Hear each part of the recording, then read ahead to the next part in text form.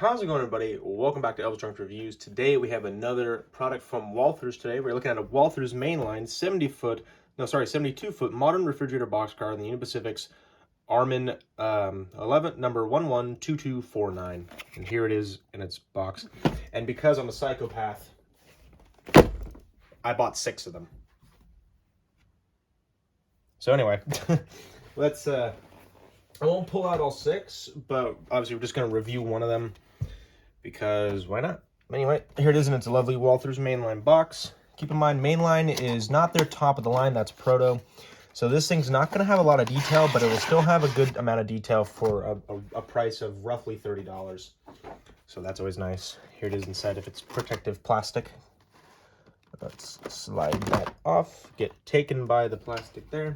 Protected by this clear plastic sheet.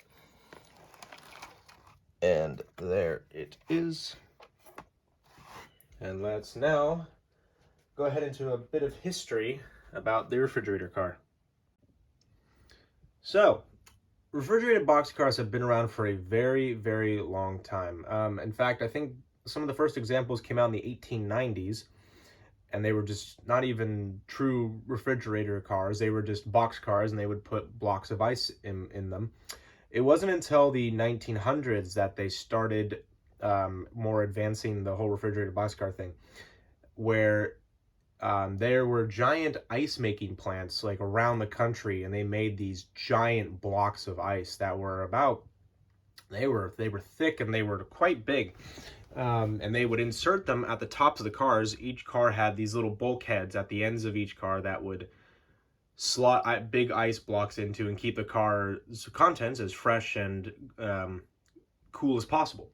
But then in the 50s, generators and engines became small enough to put them into these little sections here and become mechanically refrigerated, which means that the blocks of ice were no longer needed.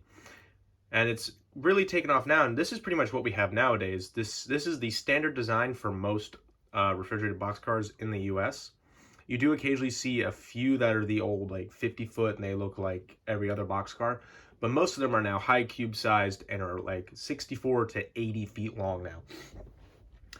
So now that history out of the way, let's go ahead and get into some detail, starting with the A and the B end. So because this is a Walthers Mainline product, it's not going to have a lot of detail in terms of on the front and the back of the car and all that, but it's still going to have some detail. As you can see, we have this yellow sill that runs the width of the car. I do have one that does have a blue sill there, as opposed to the yellow. And you can see this nice, this is the thermal, that's the refrigerating unit. I forget what it's called, but this is the refrigerator unit that keeps the car cool from the inside. We have our reporting marks, ARMN 112249. This says excess car height, which means this car is a high cube. You can see a little walkway right here so that technicians can service the unit. We have a fuel tank for the actual refrigeration unit right down here, and handrails, and here is our Walthers coupler right here. It's completely different on the other side. As you can see, we have the ribbing of the car here, as well as the brake wheel right here, and a little stepway, some grab irons right here, as well as some steps, excess car height, some illegible detail right here, and of course the reporting marks right there. All right, so now let's get into some side detail.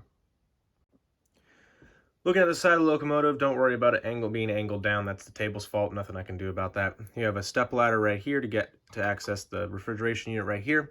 We have some FRA marks right here. So these are reflective. So when the train goes past and you have your headlights on it, those will light up and shine. Once again, we have our reporting marks again, ARMN 112249. Our load weight and our load limit right here, as well as a RP. There's a little yellow thing that says this car excess height. Some more details right here, some rivets. You can just see the detail of the truck here, and just underneath there, that is the air tank reservoir right here.